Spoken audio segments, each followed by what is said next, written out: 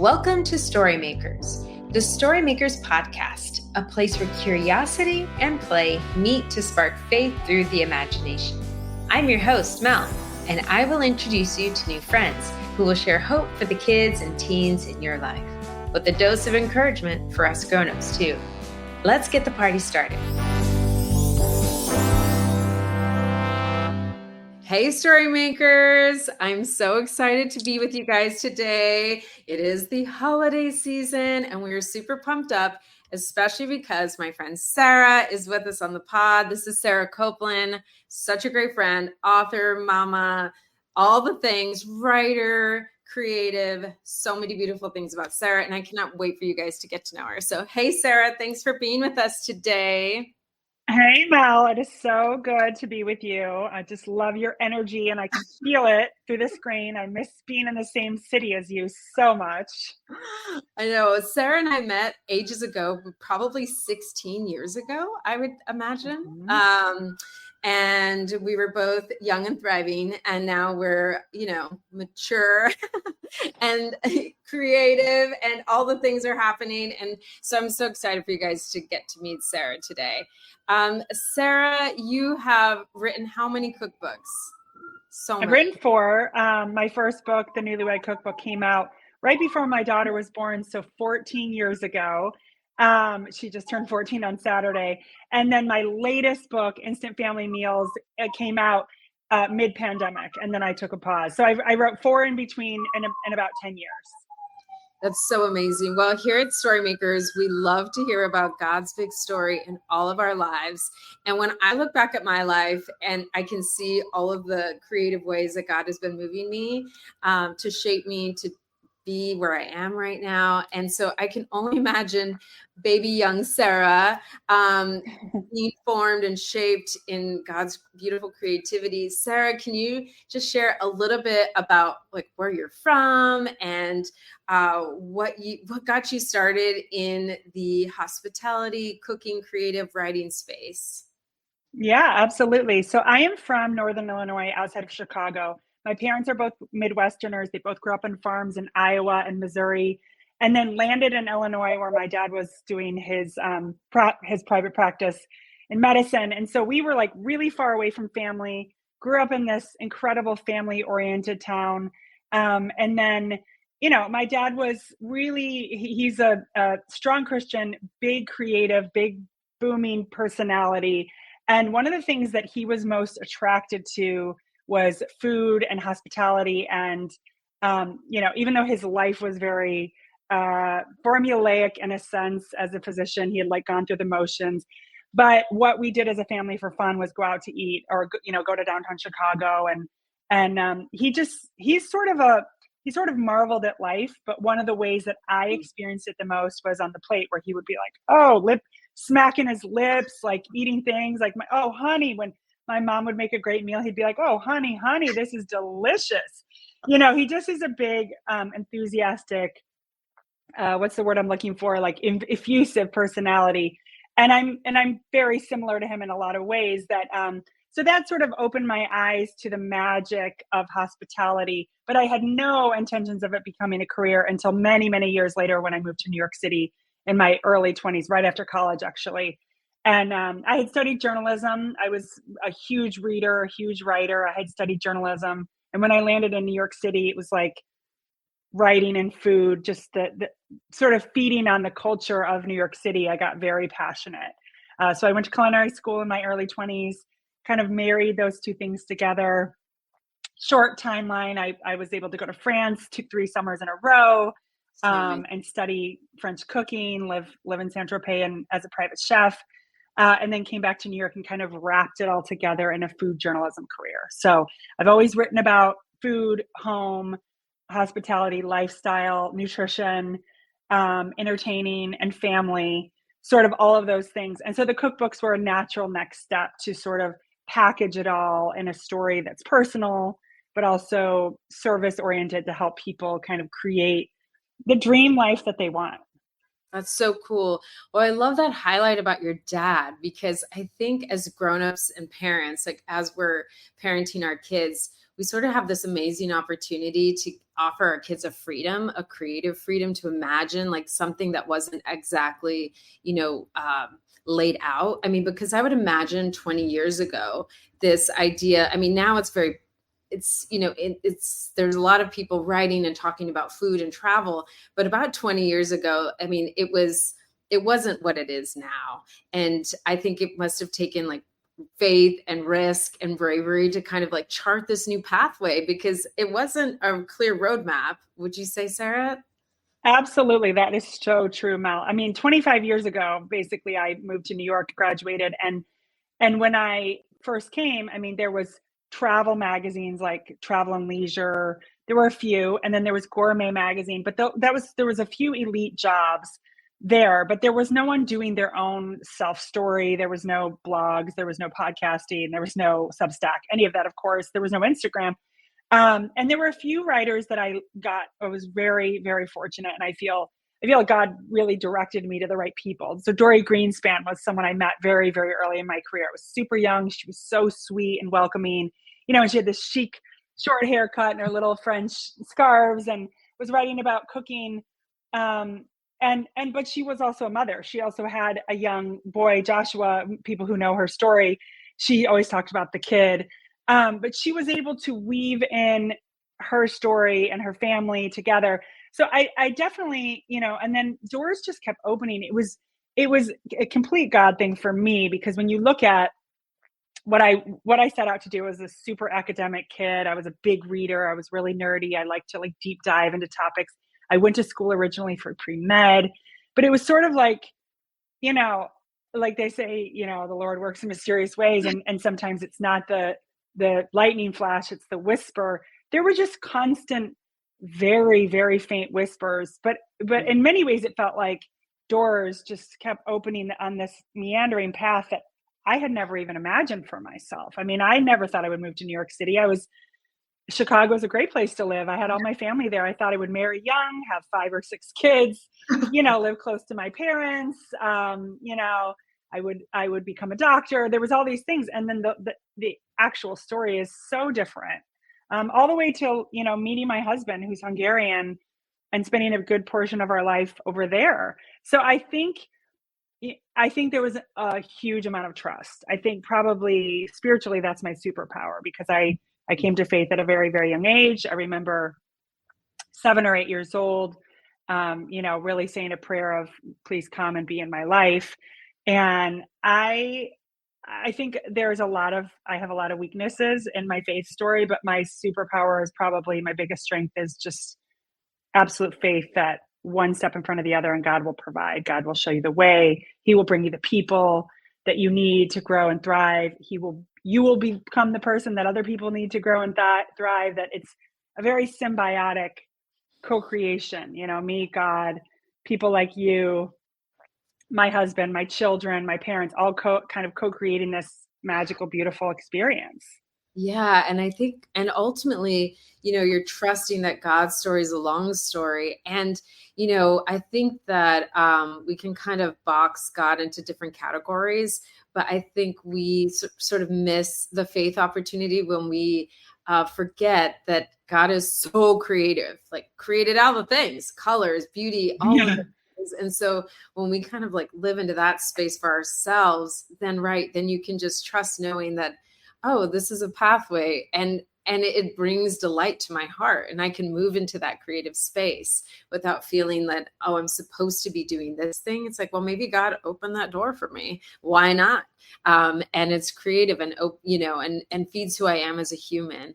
That's so cool. I think that's really interesting, because when I moved to New York, which is a hard place to be a believer, I think that was the place where I can definitely pinpoint back to junior high. My mother is very creative and very devout, but very creative. She sews, and she's a crafter, and she makes things, and she was a wonderful homemaker and a nurse, and, threw the best birthday parties you could ever imagine. She was very creative, but I don't think she expressed it in a sense of one of her gifts from God.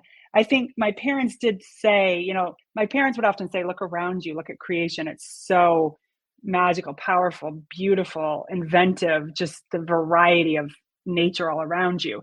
But I don't think they talked about their own gifts as creativity wasn't necessarily a forefront value in my family life growing up.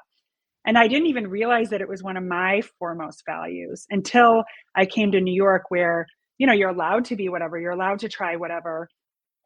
And I think when I came to my parents with this new idea that I was going to go to culinary school and switch things up, and, it was sort of like, well, you already have a journalism degree. And I had a great job out of college working at Glamour magazine. I was later offered a job at Gourmet magazine. And I was like, I want to go and learn the behind the scenes of it. And I think that, again, going back to the trust of the creativity, that the power in questioning, asking these questions is huge. Allowing yourself to have questions, allowing yourself to ask God questions. Like, what is this? Why is this curiosity bubbling in me so much? What is this about? Like, can I explore this? And exploring it with the full knowledge that you're allowed to be curious and effusively alive, not just, like you said, not on a little perfect straight path. Yeah. Well, I know it's like when you look at we're always looking at the stories of the Bible, and everybody's story is so wild. It's full of twists and turns. And it's a funny thing that we don't have that expectation for our own personal lives in modern day. And I think, having that flex of trust, I think, can open so many opportunities, and knowing that God's going to land you where you belong. So if you feel like, oh, that was a sideways decision, or maybe I should have gone this different way, God is in the business of reorienting and shaping us and placing us in the right path that where we're supposed to end up, and I think, but when you get to live into the trust space and that faith space, then you have all the fun and curiosity of like exploring your own creativity. And I think that's when the stories really come alive for us. And that's really interesting. I had never really thought about, of course, a lot of times in a sermon, there might be a message like, God used this person who's unexpected, Moses, or, just so many examples, but you, and then you hear that and someone might say, you can be used too. But it is interesting that I haven't heard it in those exact words. Like, of course, these stories are so twisty and turvy, and there's so many surprises. And why wouldn't it be the same for us? That's such a good point. I love that. So cool. I also love how curious you are, Sarah. Sarah is super curious, and I love the twinkle in your eye and the wonder that you have for all, you just have a love for other people and the things that they're creating too. And you seem to be so inspired by creativity around you. I remember visiting you when you were the director of food, I think at Real Simple. And that's right. You just have this vibe of encouragement and just excitement around what other people are creating alongside you too.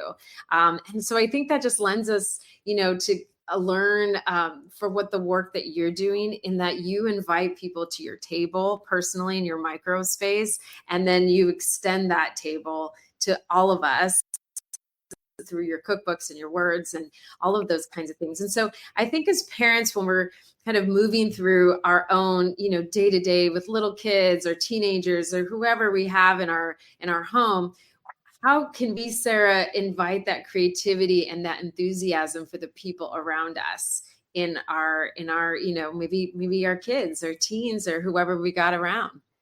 Yeah, I think that's such a good question. We have moved, several times. New Yorkers do that. And, even when I was single living in the city, I had always a small apartment, small kitchens. I was always hosting, and it was sort of a way. I wasn't thinking about it necessarily in my younger years as a God-given hospitality opportunity to bring people in. It was just like, it was fun. And I love serving people and having people be delighted at the table. And then as I grew, as I aged, and my family story developed, I met my husband. We moved from Manhattan out to Queens, which was a big change for me culturally. 400 square feet. We lived in a 400 square feet apartment, welcomed our first daughter. But I was still having dinner parties, Thanksgiving, birthday parties, everything. And then moving upstate where we have all kinds of space, we have property, we have land, small house, but we have a big yard. We can have nice big dinner parties and bonfires and stuff like that. But little by little, I've just sort of given myself the grace to say, this is who I am. This is what we have. I'm a big dreamer. I always thought I would have this huge, beautiful house with the dining table that seats 12. And we've taken a more creative path. We travel a lot and we do things that sort of put the big house dream on the side. And I think my encouragement is it doesn't matter what your space is, because it's sort of the space you're opening up in your heart that matters. It's how welcome do people feel, how much you can, invite people, even though, that first time is often so magical and fun and nerve wracking. It's the feeling of like people coming through your doors on a regular basis. Now that can be so overwhelming. You have clutter you have to clean up, and then you have to think of the meal. And for me, that's natural and fun. But obviously for some people, they get stumped by it. Like, what will I serve? And how will I make the table nice? And oh my gosh, I only have 4 matching dishes and not 7 or whatever. And I think, again, it's just totally making it feel like a co-creation moment with your friends and your community. So giving people jobs like, hey, I have these 4 plates. There's 7, there's 3 more bowls over there. Can you grab them and just alternate them on the table? I always, for me, like, we have beautiful furniture. My husband's a furniture designer. So even though we have beautiful furniture, I still always cover everything with a cloth, not so it's fancy. It's just warm. It's very welcoming because you just feel like you can lay your hands on the table and it's relaxed. I love flowers. I'm not the florist or creative that you are, Mel, by a long stretch, but I often go on just foraging walks and just collect whatever I find in nature, big branches or windy. My kids find these windy. We have this whole cakes, like a big wide platter of found things from the neighbor, from our forest walks. And some of it is just magical and just like, wow, that is so interesting. The shapes, almost like a sculpture. Sometimes that's the centerpiece. Sometimes it's scattered leaves. We just keep it really, really loose so people feel relaxed. And I always give people jobs. Like, even my son, as one of my biggest tips, either for family dinners and for guests, is to light candles. People are so worried about real things, real fire, real whatever. And you can relax, because once people learn how to operate around that, it's such a soothing element. So my son was the candle lighter in our household, because he would get a little overwhelmed when I was having guests over, because I would put a lot of focus on making everything pretty, and a lot of energy is going into it. Maybe a little less energy is going to him on the days leading up to the event or the party. And so I would give him jobs and tasks, even as young as 6 years old. He would light the candles. And it just felt like an important ceremonial thing. So I think if I would like bullet them in 3 things, it would be, just open your doors, whether you feel ready or not. You'll figure out how to do it once you invite. The pressure of like making the invitation can automatically just swing things into action. My second would be to just keep it relaxed, like allow yourself grace. And my third would be to give everyone jobs. If people offer to bring something, don't refuse. Don't say no.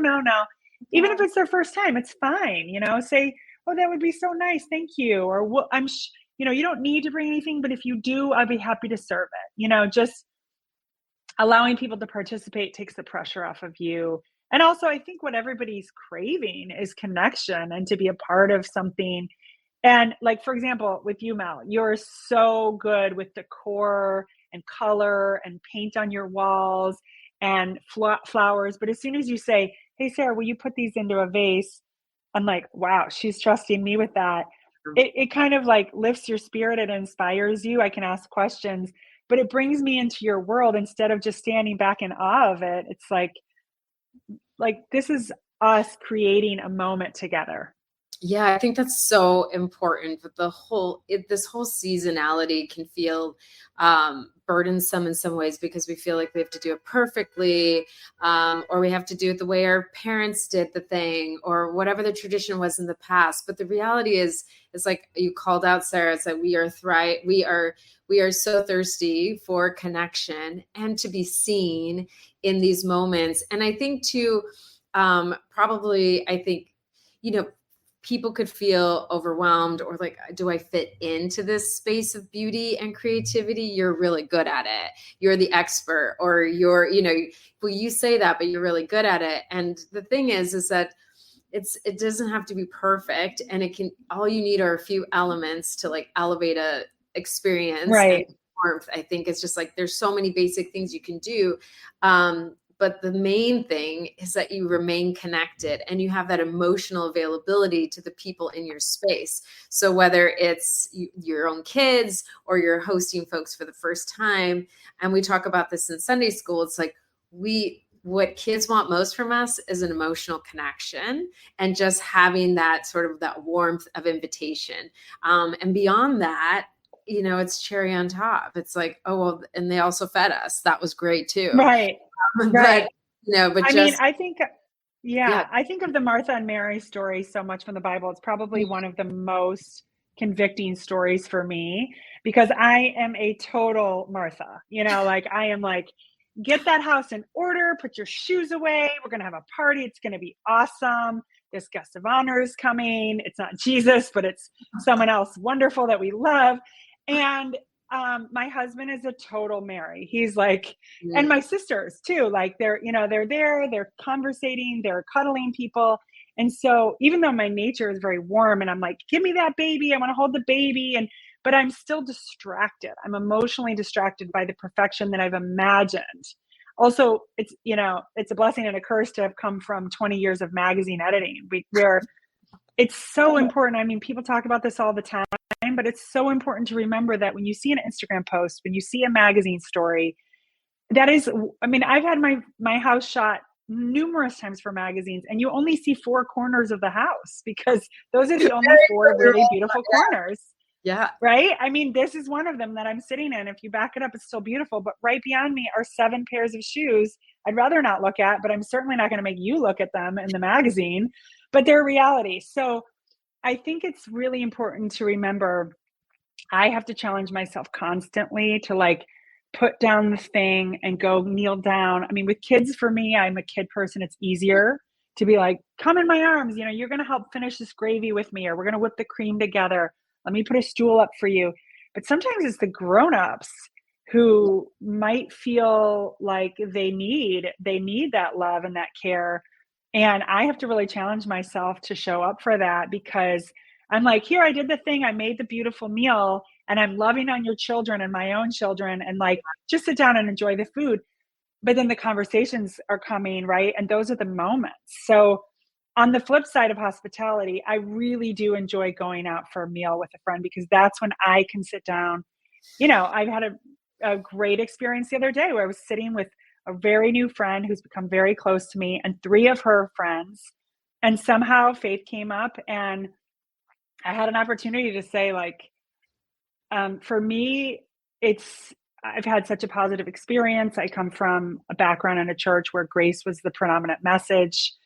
It was so powerful for me that it's been really great. But also when I look around and I see everything that's possible in this world, all the goodness, all the beauty, even the food we're eating in front of us, it was this like gorgeous restaurant with way better than anything I could do, like gorgeous, octopus on the plate and all this crazy stuff. Follow Sarah on IG. She knows all the good stuff.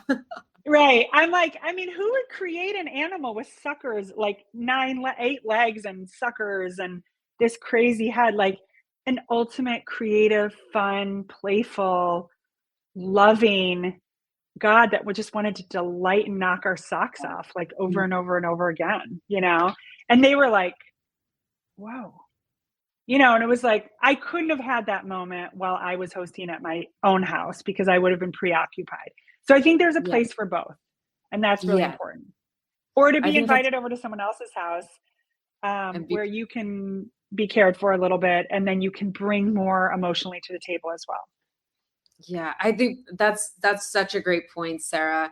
Especially like we talk a lot about assess and confess, like really knowing thyself, right? And you just diagnosed yourself as like, I'm a prone to be a Martha, so it's going to be hard for me to emotionally connect. So if I want to connect with you, this is what I'm going to do to connect. Like, we should go eat somewhere else, That would be a really great way for me to really connect with you. I think that's important for all of us, just to really know yourself and the ways that make it easy for you to build connection. And I think, there's just, that's so important for us, just to really know ourselves, and not to think like we have to be all things and to be all types. Like you called out your other family members who have different kinds of gifting that can be the present people at a party. And I think that's so good about hospitality, is kind of knowing who you're inviting or who's at the table, to know like, oh my gosh, this person is really going to help us synthesize this conversation, and to bridge connection. I can set the table and I can do this thing. But collectively, and I think that's what God intended, for us to really be able to be bridged together in different stories and where we're coming from and how God is storing us so beautifully and diversely. It's not all the same. Yes. I mean, I think, I've been so blessed. I've lived a really rich and wonderful life. And I think one of my gifts is creating connection and bringing people in.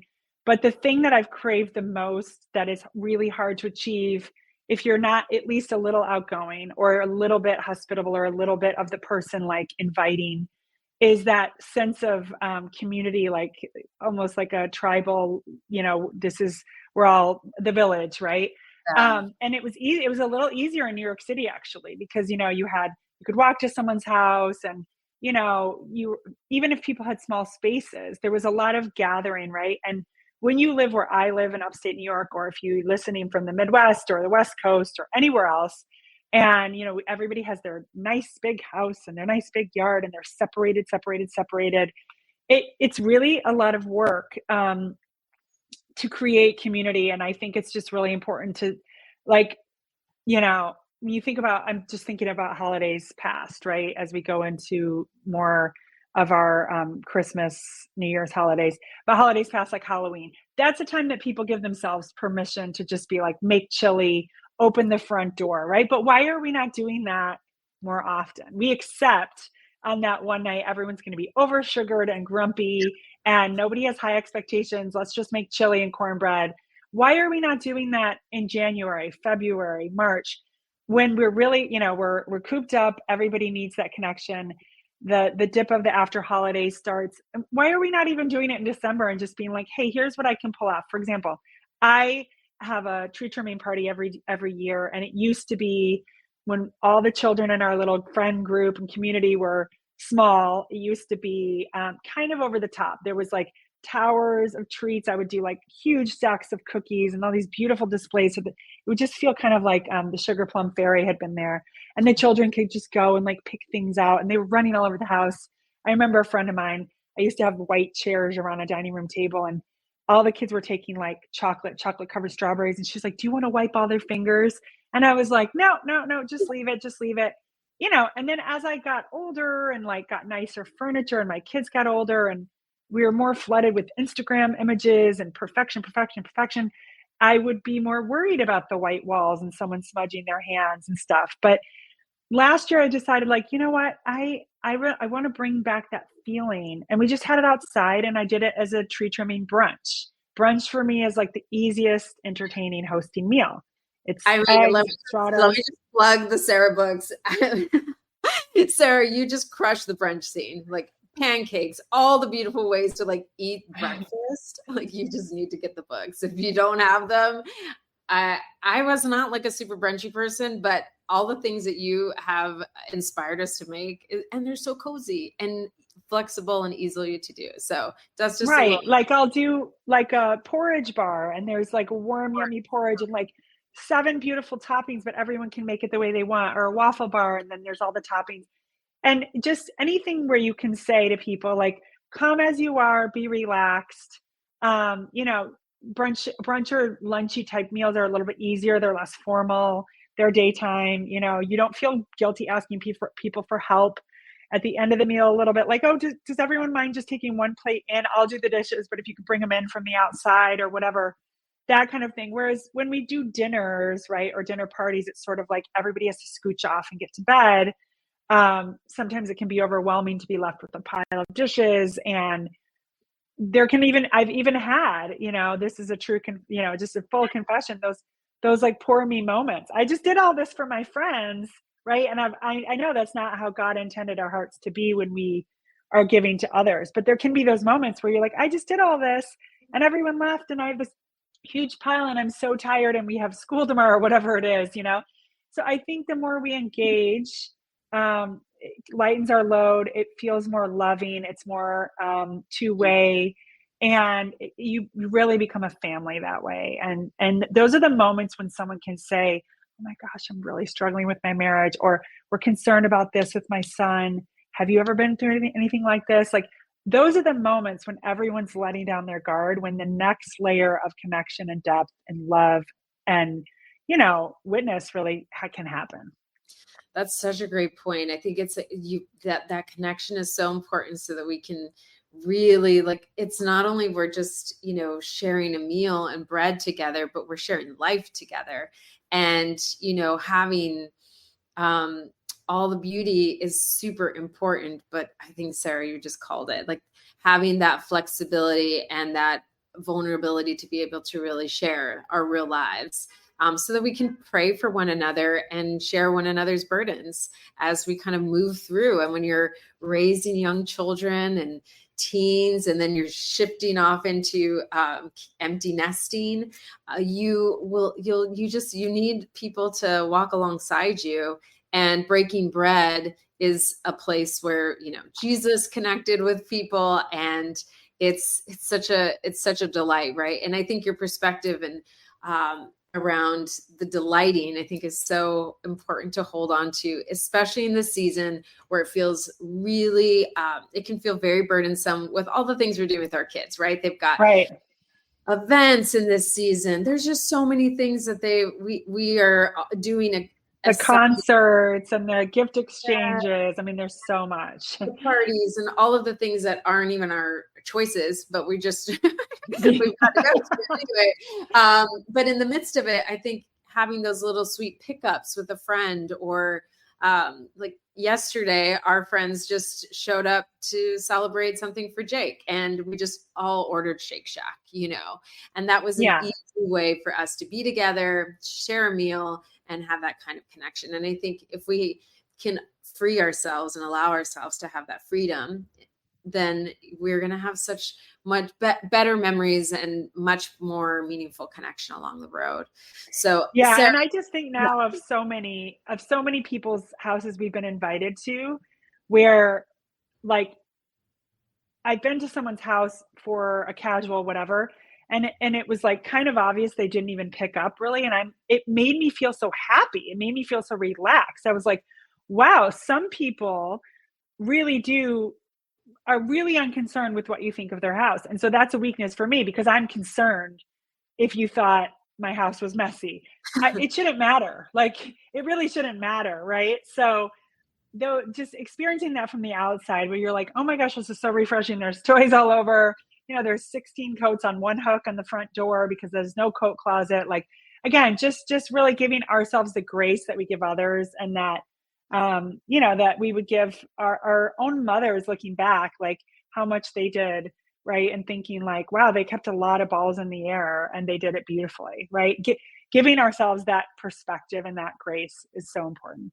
So real. Love it, Sarah. So Sarah, we love to ask a couple questions in Storymaker Land, and because you are such a reader as a kid, and I would love for you to share with Storymakers, like, what kind of stories sparked your imagination as a kid when you were a young reader? Yeah, I mean, I was such a reader. I already shared my favorite Bible story, so I'll share some other stories. One of the stories that really captured me, I always loved stories about people that were different than me, grew up in a different place, had a different cultural background, maybe lived in a different country. So I read a lot of stories about people who lived in New York City, even when I was a kid, even though I didn't know I would ever live there. And then I loved the story To Kill a Mockingbird. That's a story that I feel I first got so impassioned about human nature and human story, and really seeing the whole picture about a person before making a judgment. So I was just completely enamored with Atticus Fitch and the whole story. I wrote an essay about it in like, fourth or fifth grade. And I just remember that opening up the idea for me that like words are so powerful. I think that one of the stories that led me to become a writer. And, I've always just been interested in stories about a little bit of struggle, but a lot of, like a long path. In fact, the stories we were talking about from the Bible are my own, where there's surprises, where it's not predictable. Even like today, I don't read as much as I'd like novel wise. I read a lot of parenting books. I read a lot of nutrition books. I'm really passionate about human development and the brain and neuroplasticity and these kinds of topics. So they're not as story driven. But even today, like a movie or a sitcom I would watch, like anything that's a bit too predictable is not for me. I always like the element of surprise. Yeah, I think, Sarah, you're wildly curious. In the best way. I'm a fellow curious person. Well, and I loved how you mentioned, I'll touch this back, when you guys look for rambly things out in your yard for the table setting. I think for parents who are looking at this season and just thinking, oh, it's going to be really taxing or whatever, I think elements of surprise can just de-escalate stressful returns from home or whatever. And even if you do like a chili or something very simple, I think having those elements of curiosity at the table is so good, which is, I love stories that spark curiosity so much. And we can have a little bit of that, I think, at home too, with finding things that are just like non-normative, or like, why does my mom have this at the table? Like, what is this about? The story behind and even just breaking up your traditions. So for example, in my family, weeknight dinner is really different from the weeknight dinner I grew up in. My dad worked very early in the morning. He left at 6 a.m. every day. He worked a full long day, but he was home by like 6:15, and we would sit down, the six of us, to dinner every night. But my husband, we live 90 miles north of New York City. He goes to the city Tuesday to Thursday night. So there's many nights a week where I eat alone with my kids at the table, and we're shifting between, I'm taking one to ballet and one to soccer, et cetera, et cetera. So anytime I can add a little bit of elevated or reverse to the table and change things up, just keeps me inspired. And if I'm relaxed and inspired, my kids are more relaxed and inspired. So for example, I do sometimes light candles, especially during the winter, just at a regular Tuesday, Wednesday, Thursday night dinner when it's just me and my kids. Or if I say to my younger son, like, it's date night for me and you because Sissy's at ballet, and he'll be like, oh, cool. Am I cooking? Like, what are we cooking, mommy? Like, he gets really excited about it, to be like, make it a special night with me. Or conversely, like with my daughter, who's a great eater, she eats everything, but she often feels rushed to like finish her meal. And, she's very helpful. Put her dish in the dishwasher, get her ballet clothes on, and go. I'll be like, we're doing snack dinner tonight. And you know what? Actually, since you're all done with your homework, we're all going to have snack dinner. We're going to listen to a podcast during dinner. And it's just a big platter of cheese and crackers and breadsticks. And like last night I do it a lot on Sunday nights. I had like a baba ganoush dip, and I had big pieces of romaine and celery and rice crackers. And then I had another one that had, peanut butter with little sea salt and honey drizzled over it, and apples and celery, and, just letting people just relax. So I think anytime you can change it up a little without messing your system up, kind of gets people there with you. And then you have more time for conversation. And snack dinner is great because it's also like, it's a manners free night. It's like, we can sit on the floor. We don't have to be so formal. I don't have high expectations on manners from the kids. And I even will sometimes use things, like last night, I'm not a big plastic person. I love glass and ceramic and stuff. But last night I was like, I'm not going to clean this peanut butter out of the thing at the end of the night. Like, I want to enjoy myself too. So I'm going to put it in something like a paper compostable cup. So at the end of the night, we're just throwing it away. So again, giving yourself and your family little breaks, especially during this intensive high expectation season, I think is grace. It is an element of extending God's grace to everyone around you, especially like if you know yourself to be a parent with really high standards with manners or cleanliness or homework, whatever those high standards are. Like the kids are full up right now. Giving them grace, giving ourselves grace is ultimately extension of what God does for us every single day. Oh, totally. We could just leave with that note. I mean, it's, it's having that expectation or vision. It's like our imagination is so important, but to imagine that God has a grace forward approach towards us gives us the capacity to have a grace forward approach towards our kids. And friends, follow Sarah on IG because I've seen some of these snacky dinners and I'm like, I did that for myself. And that looked like it didn't cause, there was no prep time, in the same way that you're like, yeah, but you could be emotionally available to your kids. And maybe what would be a fun thing too is, right, to have like a few things that one kid really loves and a few things that, another kid really loves. And everybody's right there grazing together without having to be too fussy. What a gift that is. Completely. And, to be honest, snack dinner last night we had on Sunday night was a chance for me to be emotionally available to my husband, because I'm a parent who's guilty of like giving a lot of emotional attention to my children, and he's working, doing all the things, and he comes home and I'm like, you're a grown up. Like, I'm sorry, you're hungry. You're a grown up. You know where everything is, and sometimes, our partner needs a little bit more emotional engagement and a little bit more tenderness from us. And so the snack dinner allowed me I literally put my kids' snack dinner on a tray and I set up a projector for them. I'm like, it's a special night. You guys go watch their movie that they had picked out, and Daddy and I are going to have our snack dinner and watch it. And that was something that, we've really never done at date night inside the house, but it was like, my children are 9 and 13. There's no reason Mom and Dad shouldn't have a little emotional space at this point. And the snack dinner freed me up to do that. So. Oh my gosh. I think you need a snack dinner book next. I love it. Or put it in the Substack. Everyone follow the Substack. That's going to be a huge trend. You heard it here first. I love it. And it's so true, especially it's just like we feel so overwhelmed by all the things that we ought to be doing. But at the end of the day, it's like we really want that connection, and we need to know, like, in a small way, this isn't, we're not saying like go heavy and deep, but it's just like small. It's all in the small wins. It's of the quality versus the quantity. And recognizing the truth of your family life too, I think is so important, of saying like, oh, my husband is gone or my partner is gone 3 days a week. We're going to have like one great connection this week. And that's going to be awesome. And if there are more days than that, that's amazing too. But, setting the expectations in a way where you can have that you feel like everyone's tracking and growing together, I think is so important as well. Sarah, it was so great to have you. And I just want to highlight a few things, friends, before we roll off. I know it's the holiday season, so it's a perfect time to get one of my personal favorite books is Every Day is Saturday. And I took out the cover. Yeah. I'm such a neon. Here's the cover. I'll show you the cover. You can see the cover. Guys, this is really worn. I really used it. And so this is my first one. Oh my gosh, I know. Look at me. I actually got the cover of that one too.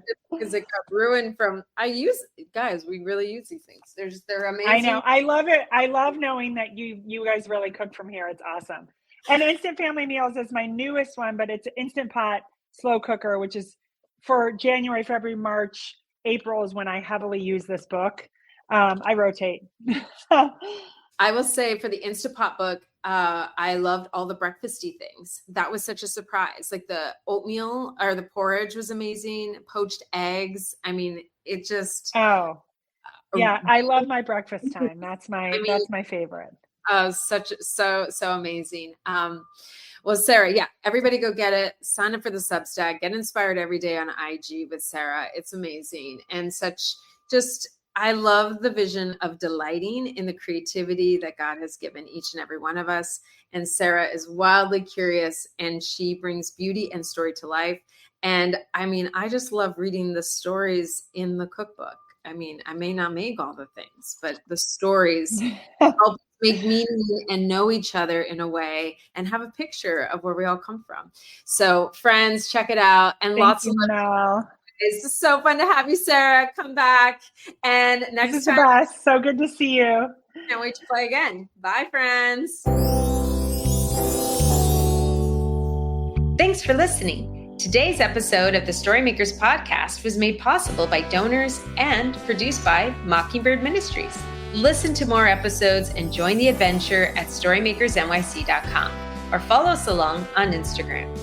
If you've enjoyed today's episode, please subscribe, rate, and review wherever you listen to podcasts. And don't forget, share the show with a friend or maybe two and use the code SMPodcast10 for 10% off your next order. Catch you next time.